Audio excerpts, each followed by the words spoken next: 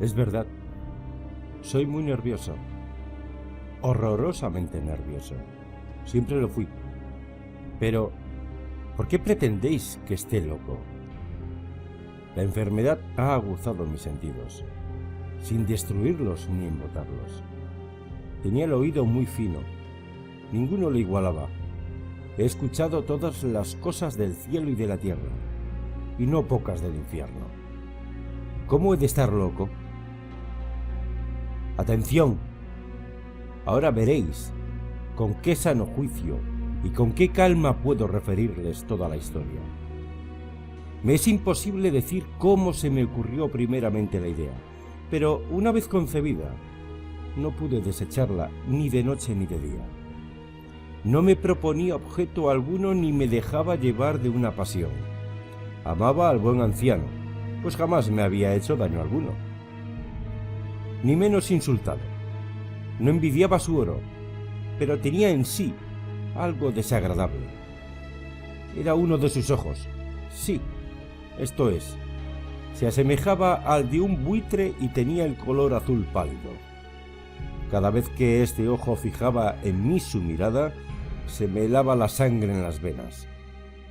Y lentamente, por grados, comenzó a germinar en mi cerebro la idea de arrancar la vida al viejo, a fin de librarme para siempre de aquel ojo que me molestaba.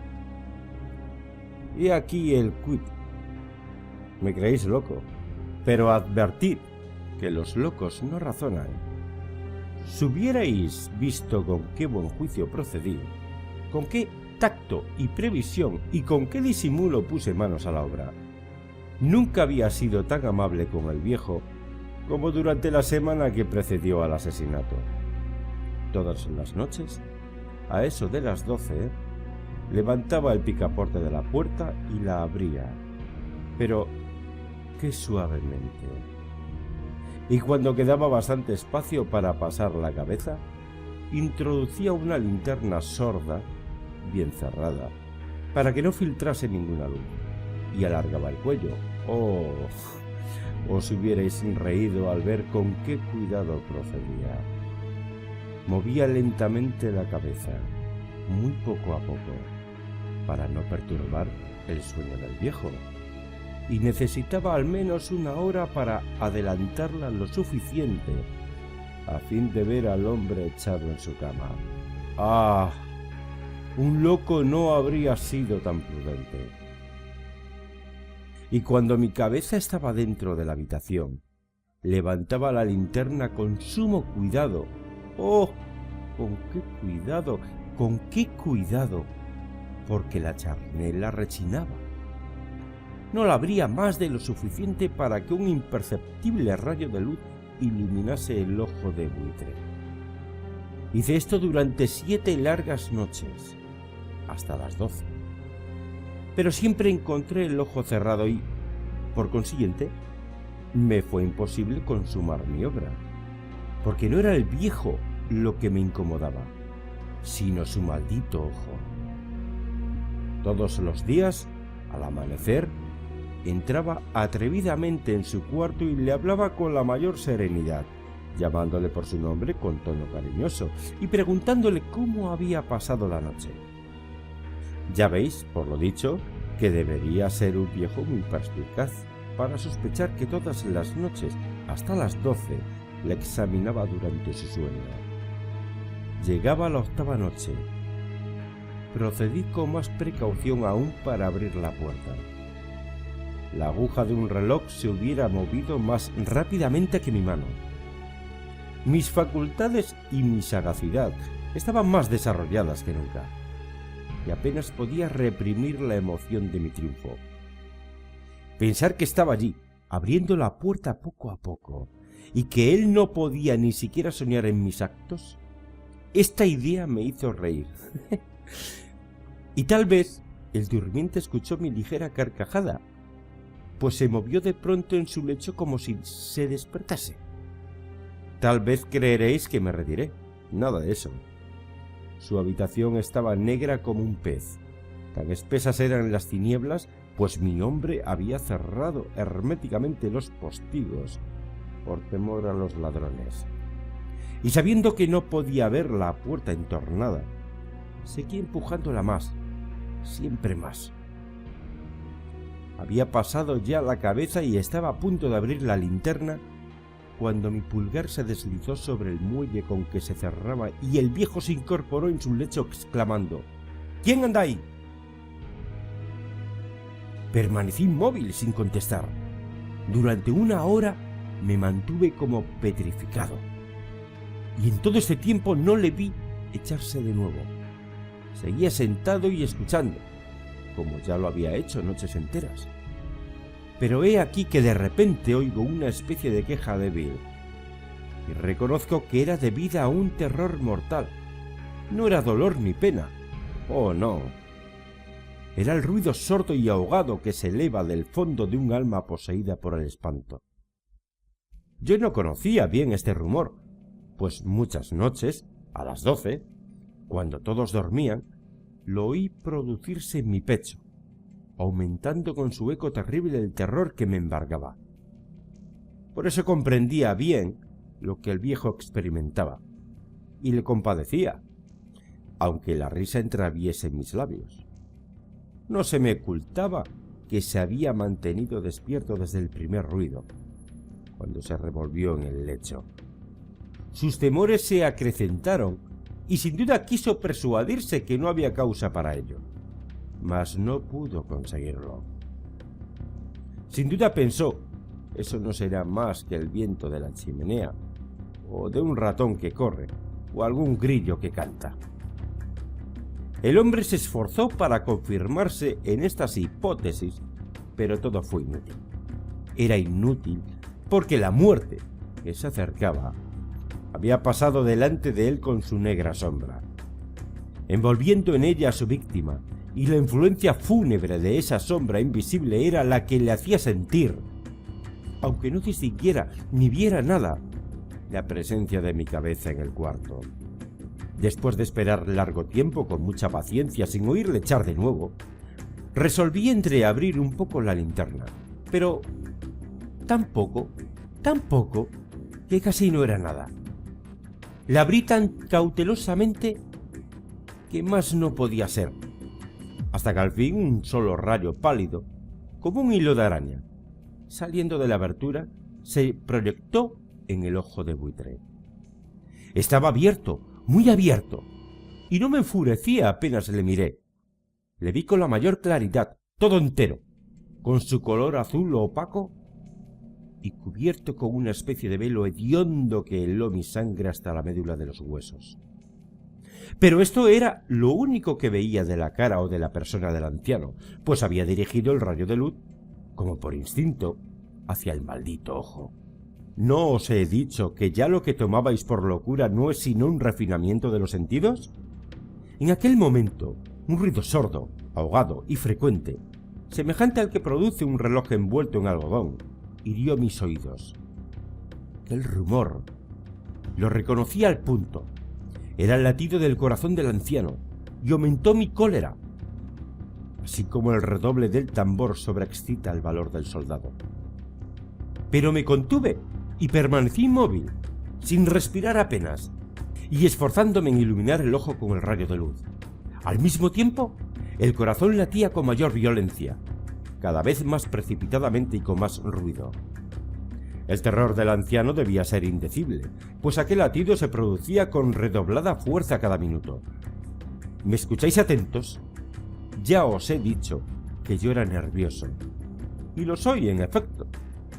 En medio del silencio de la noche, un silencio tan imponente como el de aquella antigua casa, aquel ruido extraño me produjo un terror indecible.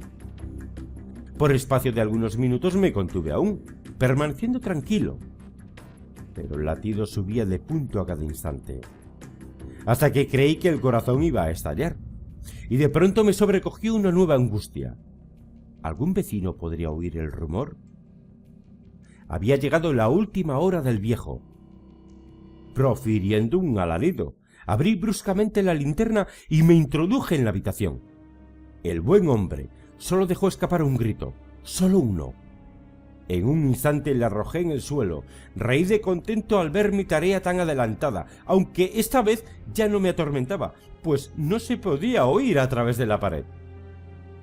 Al fin cesó la palpitación, porque el viejo había muerto. Levanté las ropas y examiné el cadáver. Estaba rígido, completamente rígido. Apoyé mi mano sobre el corazón y la tuve aplicada algunos minutos. No se oía ningún latido. El hombre había dejado de existir y su ojo desde entonces ya no me atormentaría más. Si persistís en tomarme por loco, esa creencia se desvanecerá cuando os diga qué precauciones adopté para ocultar el cadáver. La noche avanzaba y comencé a trabajar activamente, aunque en silencio. Corté la cabeza, después los brazos y por último las piernas. Enseguida arranqué 3 tablas del suelo de la habitación, deposité los restos mutilados en los espacios huecos y volví a colocar las tablas con tanta habilidad y destreza que ningún ojo humano, ni aun el suyo, hubiera podido descubrir nada de particular. No era necesario lavar mancha alguna, gracias a la prudencia con que procedía. Un barreno la había absorbido toda.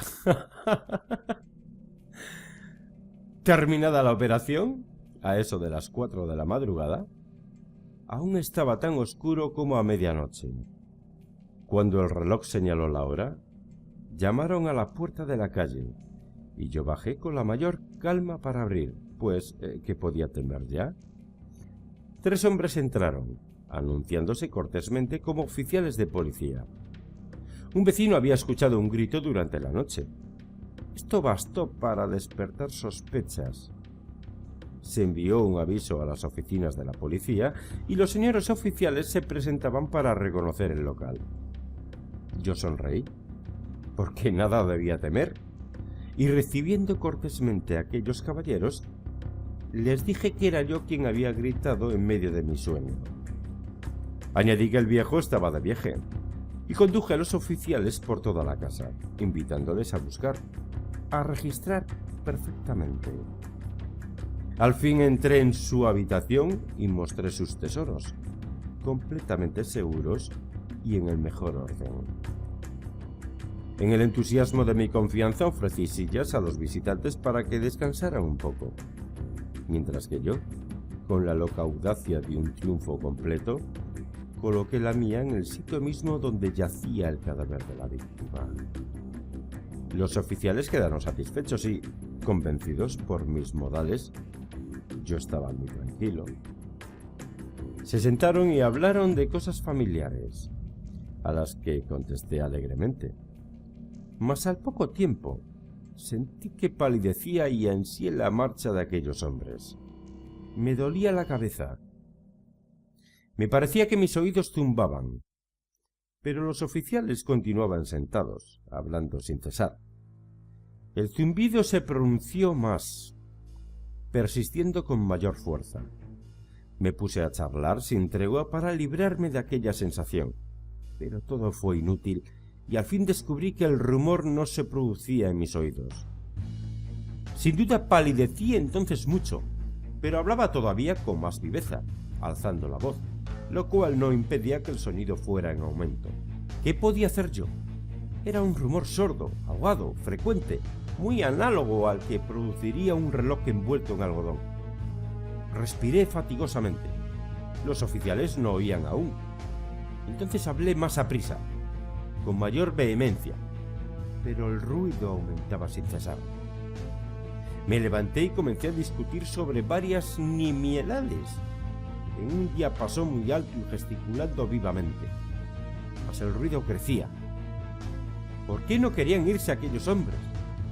Aparentando que me exasperaban sus observaciones, di varias vueltas de un lado a otro de la habitación. Mas el rumor iba en aumento. ¡Dios mío! ¿Pero qué podía hacer? La cólera me cegaba. Comencé a renegar. Agité la silla donde me había sentado, haciéndola rechinar sobre el suelo. Pero el ruido dominaba siempre de una manera muy marcada. Y los oficiales seguían hablando, bromeaban y sonreían. ¿Sería posible que no oyesen? ¡Dios todopoderoso! ¡No! ¡No! ¿Oían? Sospechaban, lo sabían todo, se divertían con mi espanto.